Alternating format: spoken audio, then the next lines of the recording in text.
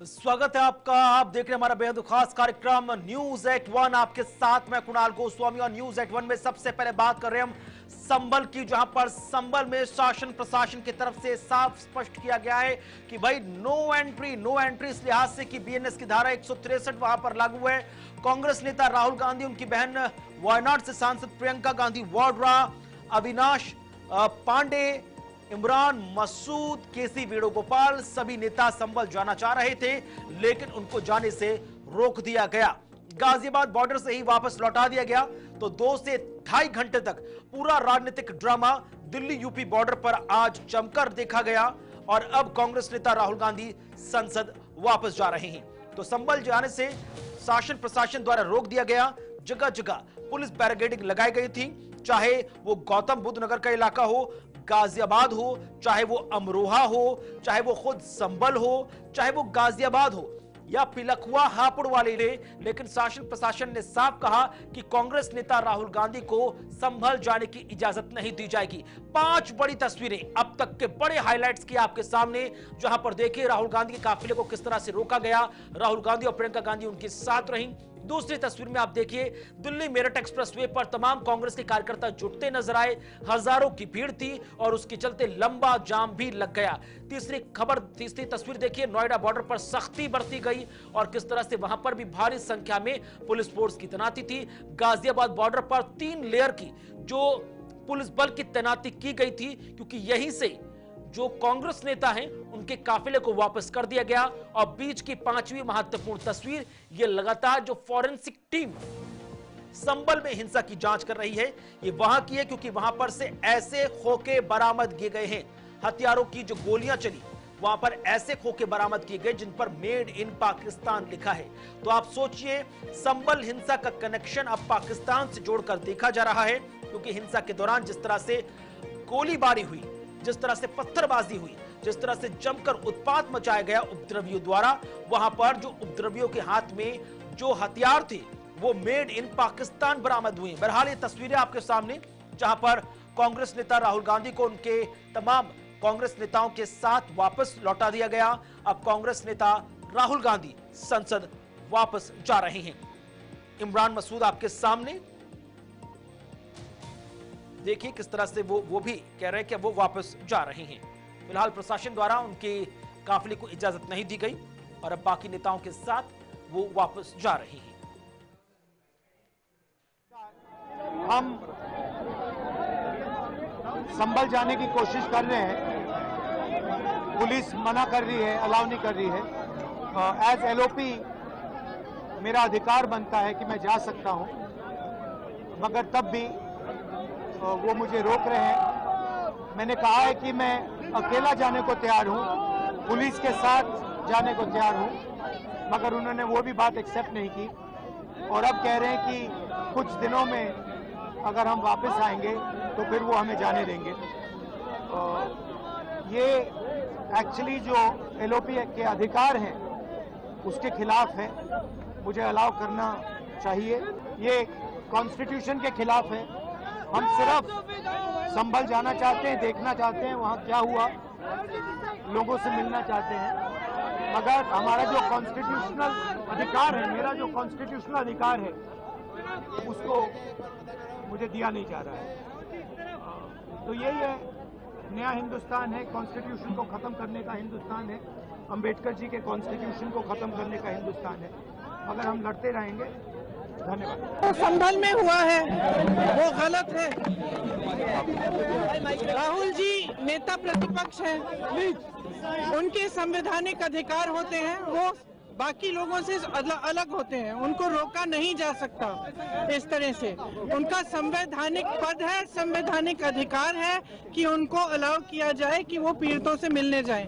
उन्होंने ये भी कहा कि मैं अकेला चले जाऊंगा, यूपी की पुलिस के साथ मैं अकेला चले जाऊंगा, मुझे अकेला ले जाइए। वो भी करने के लिए तैयार नहीं है। पुलिस वालों के पास कोई जवाब नहीं है। शायद उत्तर प्रदेश की स्थिति क्या ये है कि आप इतना भी नहीं संभाल।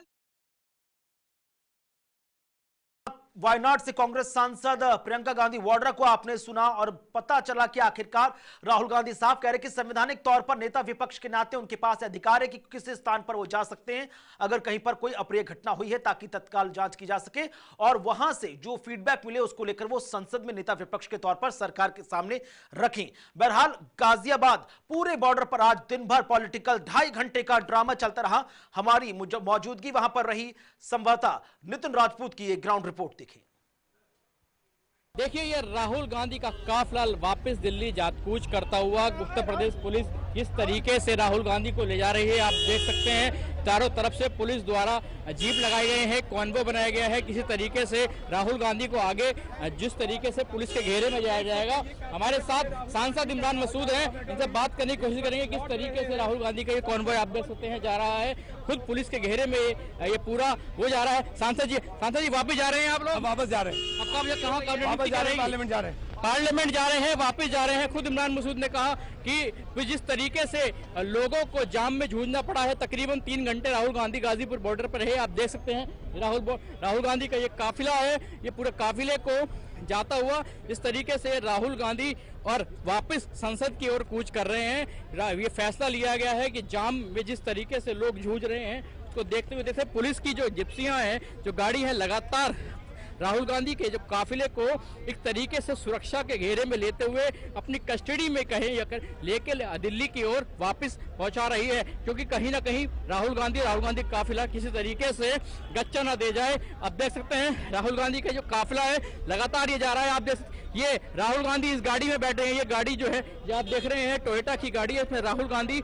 इसी गाड़ी के अंदर आप देख सकते हैं और खुद इन्हीं के पीछे साथ में ही प्रियंका गांधी, राहुल और प्रियंका दोनों साथ हैं। आप देख सकते हैं किस तरीके से ले जाया जा रहा है और पुलिस लगातार अपने घेरे में लेके जा रही है। राहुल गांधी लगातार वापस जो इस तरीके से पुलिस उत्तर प्रदेश सरकार द्वारा एक लक्ष्मण रेखा खींची गई थी कि किसी भी तरीके से राहुल गांधी को संभल ना जाने दिया जाए, उसमें उत्तर प्रदेश पुलिस कामयाब होती नजर आई और राहुल गांधी अब वापस संसद की ओर कूच कर रहे हैं और उनके साथ तमाम कांग्रेस के कार्यकर्ता और सांसद जिस तरीके से सत्र चल रहा है उसको लेकर राहुल गांधी और सांसद लगातार संसद में वापस चल रहे हैं। खुद कांग्रेस के कार्यकर्ता हमारे साथ हैं जो आ रहे हैं। आप देख सकते हैं किस तरीके से राहुल गांधी को वापस घुमा के ले जाया जाएगा, क्योंकि लंबा जाम था, जाम को खुलवाया गया है और राहुल पुलिस द्वारा रणनीति बनाई गई राहुल गांधी को किस तरीके से दिल्ली की। तो दिन भर का पॉलिटिकल ड्रामा और पॉलिटिकल ड्रामा के बाद कांग्रेस में नेता विपक्ष की भूमिका निभा रहे राहुल गांधी अपने तमाम सहयोगियों के साथ अब संसद कूच करते नजर आ रहे हैं। लेकिन बड़ी बात कि इससे पहले भी जैसे ये तय था, वहां के शासन प्रशासन ने कहा था कि भाई वहां पर किसी की भी नो एंट्री है, तो राहुल गांधी को यहां पर ये सब चीजें करने की क्या जरूरत थी, ये कहना है भारतीय जनता पार्टी का। जबकि कांग्रेस नेता राहुल गांधी कह रहे हैं कि भैया नेता विपक्ष होने के पास के तहत उनके पास संवैधानिक अधिकार बनता है। बहरहाल आगे बढ़ेंगे, बात करेंगे फडणवीस की। देवेंद्र फडणवीस अब महाराष्ट्र के मुखिया के तौर पर जाने जाएंगे। भारतीय जनता पार्टी की विधायक दल की मीटिंग हुई। निर्मला सीतारमण, विजय रूपाणी के नेतृत्व में वो ऑब्जर्वर के तौर पर पहुंचे थे और आखिरकार औपचारिकता के तौर पर अब देवेंद्र फडणवीस के नाम का ऐलान कर दिया गया। देवेंद्र फडणवीस महाराष्ट्र के नए मुख्यमंत्री होंगे। उनके साथ अजीत पवार और एकनाथ शिंदे डेप्यूटी सीएम की भूमिका में नजर आएंगे। तो बड़ी खबर, जहां पर देवेंद्र फडणवीस अब महाराष्ट्र की कमान संभालते हुए नजर आएंगे। तीसरी मर्तबा वो महाराष्ट्र के मुख्यमंत्री बनेंगे। विधायक दल का नेता उन्हें चुना गया। इससे पहले हमने देखा था कि अजीत पवार व एकनाथ शिंदे की तरफ से भी ये ग्रीन सिग्नल दे दिए गए कि बीजेपी की तरफ से जिस भी चेहरे को चुना जाएगा हम उसका समर्थन करेंगे। यानी कि अब समर्थन पत्र देवेंद्र फडणवीस, एकनाथ शिंदे और अजीत पवार के नेतृत्व में राज्यपाल को सौंपा जाएगा। कल शाम 5 बजे राजधानी मुंबई में आजाद मैदान के अंदर भव्यता के साथ शपथ ग्रहण समारोह का आयोजन होगा। आपको बता दें कि पीएम मोदी, केंद्रीय कैबिनेट, तमाम बीजेपी शासित व एनडीए शासित राज्यों के मुख्यमंत्री व डेप्यूटी सीएम सभी इस कार्यक्रम में मौजूद रहेंगे। अब पेच फंसता नजर आ रहा है कि कैबिनेट का विस्तार किस तरह से किया जाएगा। तो संभवतः यह नजर आ रहा है कि 43 सीटें हो सकती है कैबिनेट में, लेकिन शुरुआती तौर में अभी लगभग 15 के आसपास बीजेपी के चेहरे शपथ लेते नजर आएंगे। 7 से 8 शिंदे गुट के, 7 से 8 अजीत गुट के नेता भी शपथ लेते हुए नजर आ सकते हैं। बहरहाल ये आज की बड़ी महत्वपूर्ण तस्वीरें देवेंद्र फडणवीस को आप देख सकते हैं, साथ ही साथ उनके साथ निर्मला सीतारमण और विजय रूपाणी। बहरहाल नई सरकार में देवेंद्र फडणवीस मुख्यमंत्री के तौर पर विधायक दल का नेता उन्हें चुन लिया गया। डिप्टी सीएम के तौर पर पूर्व मुख्यमंत्री एकनाथ शिंदे अभी तक मुख्यमंत्री के तौर पर थे, अब डेप्यूटी सीएम की कुर्सी पर विराजेंगे। फिर और अजीत पवार पिछली सरकार में भी डिप्टी सीएम थे और इस सरकार में भी डिप्टी सीएम हैं। बहरहाल स्ट्राइक रेट चाहे वो शिवसेना का हो या एनसीपी का हो, शानदार रहा। पूर्ण बहुमत के साथ महाराष्ट्र में महायुति की सरकार बनने जा रही है और अब किस तरह से सरकार काम करेगी वो देखना बेहद खास होगा। बहरहाल कुछ जानकारी आपके सामने हम बता रहे हैं कि कौन है फडणवीस। जन्म 22 जुलाई 1970 को नागपुर में हुआ था। शुरुआती जो शिक्षा वो भी नागपुर से की थी। इसके साथ एक राजनीतिक परिवार से आते हैं, राजनीतिक सूझबूझ बचपन से उनको मिली। पिता गंगाधर राव फडणवीस महाराष्ट्र विधानसभा परिषद के सदस्य के तौर पर काम करते रहे। राज्य की राजनीति में देवेंद्र फडणवीस की महत्वपूर्ण भूमिका रही। काफी राजनीतिक करियर बहुत कम उम्र में शुरू हो गया था। महज 17 साल के थे, एबीवीपी ज्वाइन कर ली थी और उसके साथ बहुत कम उम्र में ही पार्षद बने, नागपुर के मेयर बने। साथ ही साथ बहुत कम उम्र में 25 वर्ष की आयु में, 21 से 25 वर्ष की आयु में वो बाकायदा विधायक तक बन गए थे। और अब हमने देखा कि किस तरह से उन्होंने महाराष्ट्र में 5 साल तक मुख्यमंत्री के तौर पर कुर्सी भी संभाली। उसके बाद डिप्टी सीएम, फिर डिप्टी सीएम की भूमिका निभाई और अब फिर मुख्यमंत्री के तौर पर वो जाने पहचाने जाएंगे और महाराष्ट्र का नेतृत्व करते हुए नजर आएंगे। तो कुल मिलाकर बेहद खास आज का दिन रहा। कई दिनों से सस्पेंस चल रहा था कि महाराष्ट्र का मुख्यमंत्री अगला कौन होगा, लेकिन इस महाराष्ट्र के महा सस्पेंस से आखिरकार पर्दा उठ गया और जो तय कहा जा रहा था कि देवेंद्र फडणवीस ही महाराष्ट्र के मुख्यमंत्री होंगे, आखिरकार उनको अब विधायक दल का नेता चुन लिया गया। जबकि पिछले कई दिनों से कहा जा रहा था कि एकनाथ शिंदे नाराज चल रहे हैं, उन्हें अगर सीएम नहीं बनना तो डिप्टी सीएम की कुर्सी भी मंजूर नहीं है। शिवसेना का कोई और दिग्गज नेता या खुद उनके बेटे जो सांसद हैं वो डिप्टी सीएम की कुर्सी पर बैठ सकते हैं। पेच फंसा राजस्व को लेकर, पेच फंसा गृह विभाग को लेकर, पेच फंसा पीडब्ल्यू यानी कि शहरी विकास विभाग को लेकर, लेकिन उस पेच को भी शिवसेना और बीजेपी ने समय रहते सुलझा लिया। बीते दिन मुलाकात काफी सुर्खियों में रही।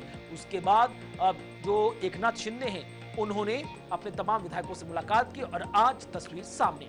अब मंत्री परिषद की जो लिस्ट में है, जो संभावित चेहरे हैं वो हम आपके सामने एक एक करके रख रहे हैं, क्योंकि चंद्रशेखर बावनकुले इसमें है, चंद्रकांत पाटिल का नाम इसमें निकलकर सामने आया। आज प्रस्ताव जिन्होंने रखा, पंकजा मुंडे, वो भी देवेंद्र फडणवीस कैबिनेट में मंत्री के तौर पर शपथ ले सकती हैं। गिरीश महाजन का नाम निकलकर सामने आ रहा है। आशीष शेलार का नाम भी बीजेपी की संभावित मंत्रियों की लिस्ट में है। रविंद्र चव्हाण, अतुल बचाव, ये तमाम नाम निकलकर सामने आ रहे हैं जो कल शपथ ले सकते हैं। सुधीर मुंगटीवार, नितेश राणे, ये भी बीजेपी की संभावित लिस्ट में है। अगला नाम गणेश नाइक का, मंगल प्रभात लोढ़ा, इनका नाम है। राहुल नावेरकर, अतुल भातखलकर, इन सभी लोगों के नाम निकलकर सामने आ रहे हैं। शिवेंद्र राज भोसले, गोपीचंद शंडलकर, सब नाम निकलकर आ रहे हैं जो बीजेपी के संभावित मंत्री परिषद के तौर पर आ सकते हैं। माधुरी मिसाल, राधाकृष्ण विखे पाटिल, जय कुमार रावल, ये सभी नाम हैं जो निकलकर सामने आ रहे हैं। अब शिवसेना यानी कि एकनाथ शिंदे की जो पूरी पार्टी की तस्वीर है, जो सरकार में किस तरह से नजर आएगी वो आप देखिए। दीपक केसरकर, इसके अलावा उदय सामंथा, इसके अलावा शंभुराज देसाई, गुलाब राव पाटिल और खुद एकनाथ शिंदे डिप्टी सीएम के तौर पर। आगे बढ़े तो एनसीपी के तौर पर जब अजीत पवार डिप्टी सीएम की कुर्सी संभालेंगे तो उन्हीं की पार्टी से धनंजय मुंडे, छगन भुजबल पिछली सरकार में भी थे, हसन मुशर्रफ का नाम भी निकलकर सामने आ रहा है और दिलीप वालसे पाटिल, ये सभी के करके नाम निकलकर सामने आ रहे हैं। अदिति तटकरे, धर्मराज बाबा अत्रा। तो एनसीपी, शिवसेना, बीजेपी तीनों ही महायुति के महत्वपूर्ण घटक दलों की तरफ से जो चेहरे हैं वो एक एक करके निकलकर सामने आ रहे हैं। किशोर शितोले भारतीय जनता पार्टी से प्रवक्ता व गुलाबचंद दुबे प्रवक्ता शिंदे गुट से हमारे साथ जुड़ रहे हैं। बहुत बहुत स्वागत, बहुत बहुत शुक्रिया सर, बहुत बहुत शुक्रिया कीमती समय साझा करने के लिए। महा सस्पेंस में से आखिरकार पर्दा उठ ही गया और बीजेपी विधायक दल की मीटिंग में निर्मला सीतारमण व विजय रूपाणी जी के नेतृत्व में देवेंद्र फडणवीस के नाम का ऐलान कर ही दिया गया। कुल मिलाकर देखा जाए तो विपक्ष जो सवाल कर रहा था कि 23 तारीख को नतीजे आ गए, लेकिन अब तक सरकार गठन की तस्वीर समझ में नहीं आ रही, तो अब उम्मीद कर रहे हैं विपक्ष को जवाब मिल गया।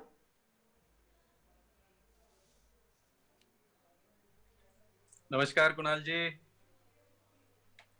मेरा पानी उतरा देख, मेरे किनारे घर मत बसा लेना, मैं समंदर हूं, लौटकर वापस जरूर आऊंगा जी। बहुत चिंता थी विपक्ष को, लेकिन आज आपने देख लिया कि एक है तो सेफ है। इस विचार को लेकर सारे दल ने एक मत से, एक विचार से देवेंद्र जी फडणवीस जो तीसरी बार महाराष्ट्र की मुख्यमंत्री पद की कमान संभालने जा रहे हैं, उनका चयन हुआ। और जो महाराष्ट्र की जनता ने जो जनाधार दिया, जो जनादेश दिया, उसका सम्मान करते हुए कल मुख्यमंत्री की कमान एक सक्षम ऐसे व्यक्तित्व के हाथ में जाएगी और महाराष्ट्र के विकास के जो वचन महायुति ने दिए हुए हैं उसे पूरा करने की तैयारी इस महायुति के सरकार की ओर से बनने जा रही है। मैं तमाम महाराष्ट्र की जनता को कल का निमंत्रण देता हूं। मुंबई में आजाद मैदान पर सब आए और एक महाराष्ट्र के विकास की जो शपथ है उसे आगे ले जाने का पहला कदम कल से शुरुआत हो जाएगी। ठीक है, गुलामचंद दुबे जी भी हमारे साथ लगातार जुड़े हुए हैं, शिंदे गुट से नेता हैं। पिछले कई दिनों से लगातार हम उनके संपर्क में थे और पूछ रहे थे कि आखिरकार इस महासस्पेंस में से पर्दा कब उठेगा सर, लेकिन आखिरकार हो ही गया। और शिंदे जी की कल की एक तस्वीर बहुत ज्यादा वायरल हो रही है, देवेंद्र फडणवीस के साथ मंद मंद मुस्कुराते हुए नजर आ रहे हैं, यानी कि सारी प्रॉब्लम का सोल्यूशन निकाल ही लिया सर आपने कल रात की मीटिंग में। जी कुणाल जी, बिल्कुल कई दिनों से आपका हमारा साक्षात्कार होता, डिबेट होता रहा। जिस तरह से हमारे भाई किशोर जी ने अपने उन्माद को अभी भी व्यक्त किया और उन्होंने एक समुद्र के शायरी को लेकर के कहा, इस पे मैं ये कहना चाहूंगा कि कहानी थे हम अब गजल बन गए, खंडहरों से निकलकर अब महल बन गए, दलदल के ऊपर जमी काई थे हम, महाराष्ट्र के लोगों ने एक नजर डाला तो कमल बन गए। आज हमारा कमल खिली गया। हमारे आदरणीय देवेंद्र फडणवीस साहब हमारे इस सूबे के मुख्यमंत्री बनेंगे और जिस उन्माद और खुशी के साथ खिलखिलाता हुआ चेहरा राम लक्ष्मण की जोड़ी आदरणीय एकनाथ शिंदे साहब और देवेंद्र फडणवीस का जो महाराष्ट्र में जाना जाता है, इस बार कुणाल जी मैं विश्वास करना चाहूंगा, इसी चैनल पे बड़े सिद्धता के साथ कहूंगा कि इस बार जो मौका यहाँ का जनादेश और मुझे मैंडेट मिला हुआ है महाराष्ट्र के जनमानस से, इस बार कुछ शेष ही नहीं रह जाएगी कि कुछ महाराष्ट्र में किस कोने में क्या विकास किया जाए। इस तरह से गंगा बहेगी कि शायद इतिहास के पन्नों में स्वर्णक्षम लिखा जाएगा। बहुत अच्छा मौका दिया और बहुत अच्छा हुआ और ये हम लोगों को पता था, लेकिन चूंकि मीडिया है, आप लोगों के माध्यम से हम लोगों को जरूर कहा गया था आप लोगों के इस अंतिम समय तक अपने बयानबाजी को रोके रहना है। हम लोग जानते थे, ऐसी बात नहीं कि हम लोग को पता नहीं थी कि कौन मुख्यमंत्री नहीं बनेगा और हम इतनी जल्दी कैसे भूल सकते कुणाल जी। 2022 30 जून को यही हमारा भारतीय जनता पार्टी, हमारा परिवार ने 103 की संख्या थी, हमारी 37 थी, उसके बावजूद भी सूबे के मुख्यमंत्री आदरणीय एकनाथ शिंदे साहब के रूप में चुना जाता है। आज वक्त आ गया है, समय आ गया है, हम लोगों ने अपना गठबंधन धर्म का निर्वाह किया और भविष्य में निभाते रहेंगे। ठीक है, और आजाद मैदान अनीश जी हमारे साथ जुड़ रहे शिवसेना नेता उद्धव गुट से हैं। स्वागत सर, शुक्रिया आपका। पिछले कई दिनों से लगातार शिवसेना उद्धव गुट की तरफ से सवाल उठ रहे थे, संजय राउत जी थे, आदित्य ठाकरे को भी हमने सुना, उद्धव ठाकरे जी को भी सुना, लगातार कह रहे थे कि भैया इतनी देरी का कारण समझ नहीं आ रहा। शायद अब तमाम जवाब मिल गए या अभी भी कुछ और सवाल हैं सर जो उद्धव गुट के दिमाग में तैर रहे हैं? देखिए, यहाँ पे किसी के मन में सवाल थे या फिर कुछ, ये जो आप बोल रहे हो वो मुझे थोड़ा गलत लग रहा है। कोई सवाल नहीं था। आज आप मुझे बताइए 26 तारीख को जब महाराष्ट्र का सरकार मतलब जो टर्म डेट थी, आज 26 के बाद आज 4 तारीख आ रही है, कोई राज्यपाल की तरफ से कोई राष्ट्रपति राजवट की बात नहीं हो रही है, कोई किसी को पूछ नहीं रहा है या सामने से बताया भी नहीं जा रहा है कि इस तारीख को सरकार गठित की जाएगी या फिर फॉर्मेशन होगी, कुछ भी नहीं। फिर भी राज्यपाल की तरफ से कोई स्टेटमेंट नहीं। इसे कहते हैं सिलेक्टिव अप्रोच। चलो छोड़ दीजिए वो सब बातें। अभी अभी दुबे जी ने कहा है, हमारे मित्र जी ने कहा है कि कमल बन गया। मुझे उनका पूरा वो क्या शायरी कही मुझे पता नहीं, लेकिन आखिरी में कहा कि कमल बन गए। तो ये आपने बिल्कुल सही कहा, आप कमल बन गए हो। और बीजेपी प्रवक्ता जी ने भी कहा है कि मैं समंदर हूँ, लौट कर फिर आऊंगा। देखो समंदर में ज्वार भाटा आता रहता है, कभी ज्वार रहेगा कभी भाटा रहेगा, ये आवन जावन चालू रहती है। तो वो समंदर के किनारे कोई घर नहीं बसा था, ये आपको भी पता है। लेकिन आप अभी इस बात पे हमें ध्यान देना चाहिए। और सबसे पहली बात, मुझे कल का जो दिन है 5 तारीख का, वो मुझे तारीख थोड़ी सी कहीं जाके मुझे गलत लग रही है, क्योंकि परसों के दिन मुंबई में महापरिनिर्वाण दिन होने जा रहा है। और उस वक्त में लाखों अनुयायी, अंबेडकर अनुयायी, बाबा साहब के अनुयायी मुंबई में आते हैं, और एक वो शोकमग्न वातावरण रहता है मुंबई में, महाराष्ट्र में, पूरे विश्व भर में। तो उस वक्त में ये जो सेलिब्रेशन किया जा रहा है, ये तारीख मुझे कहीं तो गलत लग रही है। तारीख को हम बदल सकते थे कहीं जाके, ऐसा मुझे लगा है। ये मेरा पर्सनल, ये मेरी निजी राय है। किशोर जी जवाब दे दीजिए। अनिश जी ने सीधे स्पष्ट सवाल लगाए हैं, एक तो शपथ ग्रहण समारोह की टाइमिंग को लेकर, और दूसरा वो ये कहते नजर आए कि सिलेक्टिव अप्रोच के तौर पर काम होता हुआ नजर आया। अब शिवसेना की तरफ से संजय राउत तो ये भी कहते हुए नजर आए थे कि भैया ये समझ में नहीं आ रहा कि सरकार का निर्माण कैसे हो रहा है। पिछले दिनों मुख्यमंत्री के नाम का कोई ऐलान नहीं हुआ था, लेकिन शपथ ग्रहण समारोह कब होगा, क्या टाइमिंग होगी, कौन कौन पहुंचेगा, सबका ऐलान कर दिया गया। लेकिन बीजेपी इतनी कंफ्यूज थी कि वहां पर मुख्यमंत्री के नाम का ऐलान करना भूल गई। कहा कोई उसमें साशंकता या कोई दुविधा नहीं थी। अनीश जी की क्यूरियोसिटी हमें बढ़ानी थी बस, उनको बहुत चिंता थी। महाविकास आघाड़ी बहुत परेशान था। लेकिन आज अनीश जी, आज आप जिस महाविकास आघाड़ी के सदस्य हो, जो संवाद हो, 2004 में इनको बहुमत मिला था कांग्रेस राष्ट्रवादी को, तो उन्होंने 15 दिन लगाए थे।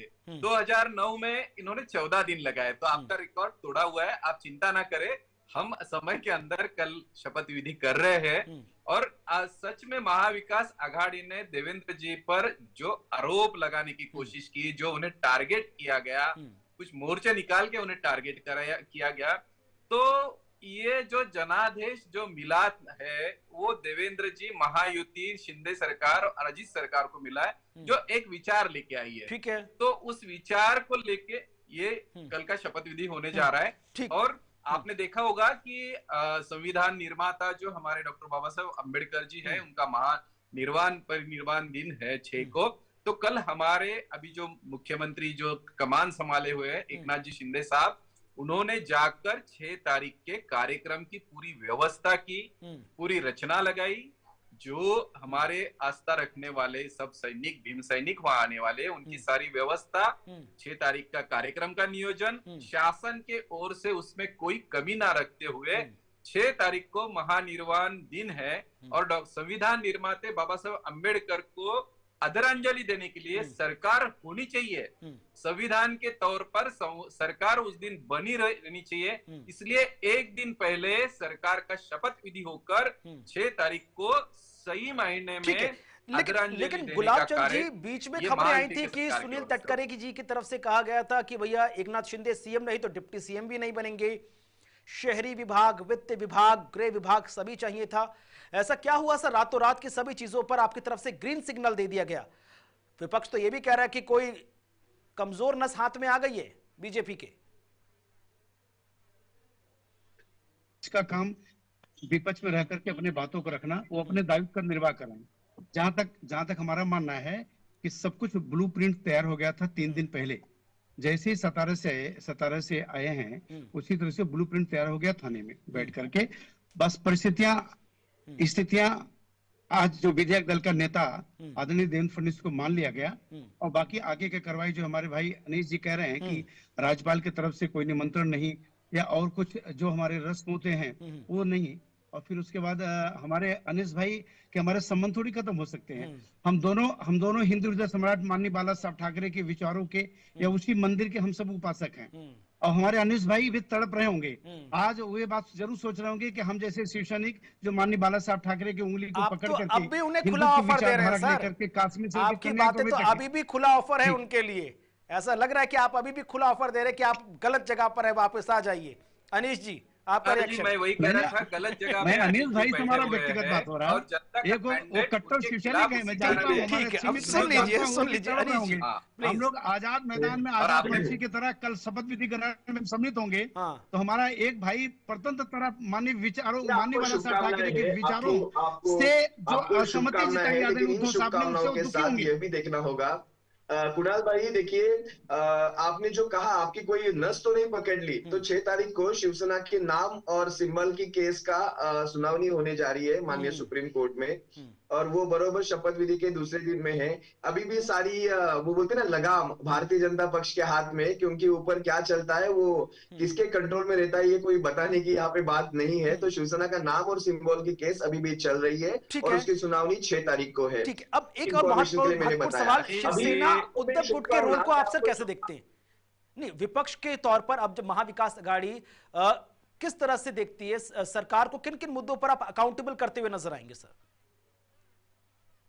सबसे पहला मुद्दा तो सरकार की ऑथेंटिसिटी क्या है, आप मुझे बताइए। कल मरकटवाड़ी जो मालशीरस सोलापुर में जो एक गांव ने खुद से अपने खर्चे से एक बैलेट पे इलेक्शन लेने की सोची कि हमारे वोट गए कहाँ, क्योंकि गांव बोल रहा है हमने वोट तो इस ए कैंडिडेट को दिए, लेकिन बी कैंडिडेट के वोट हमारे गांव से ज्यादा कैसे आ सकते हैं। तो हम क्या करते हैं, हम अपने खुद के पैसे से हम खुद ही एक बैलेट पे वोटिंग कर लेते हैं, तो पता तो चले। लेकिन सरकार की तरफ से, विशेषतः पुलिस प्रशासन की तरफ से धारा 144 लागू की गई, और अगर कोई एक बैलेट वोट भी डालेगा तो उसके ऊपर कायदा सुव्यवस्था भंग करने का आरोप लगाया जाएगा। पूरे देश भर में यह कल की खबर हुई।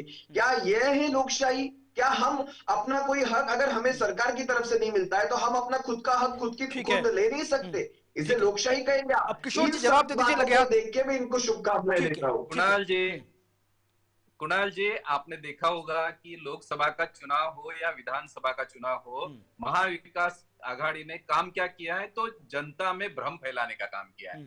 और हर बार संविधान बदलने का धारा हो या ये ईवीएम वोटिंग का हो, आपने देखा होगा कि इनमें एक मत नहीं है। ये नहीं बोल सकते कि क्या बोलना है। ये अपना जो पराजय हुआ है इसे स्वीकार नहीं कर पा रहे। तो इनकी अगर लाइन ऑफ टॉकिंग भी आपने देखा तो आप देखोगे कि चिदम्बरम जी है, पृथ्वीराज चौहान जी है, इन्होंने सर्टिफाई किया है कि ईवीएम में कुछ फेरफार नहीं किया जा सकता। उसके बाद आप जनादेश को नकार रहे हो, जनता का अपमान कर रहे हो, और कोई छोटी मोटी जगह पे आप कोई वोटिंग कराना चाहते हो तो आप जनता में भ्रम बिल्कुल। तो अब ये यही देखना कैसे हो बहुत सकता खास है? होगा कि आपको आने वाले संविधान- वक्त अगर में आप जब डॉक्टर महायुति बाबा साहब सरकार अम्बेडकर का अस्तित्व में आती है, संविधान महाराष्ट्र का भाई, विकास इतनी करेगी, तो घबराहट किन किन क्यों है मुद्दों को छोटी-मोटी लेकर जगह में? जो महाविकास अघाड़ी है वो भी सवाल करता नजर आएगा। बहरहाल बहुत बहुत शुक्रिया आप तीनों खास मेहमानों का। समय इतनी ही इजाजत दे रहा था, नहीं तो चर्चा को आगे बढ़ाते।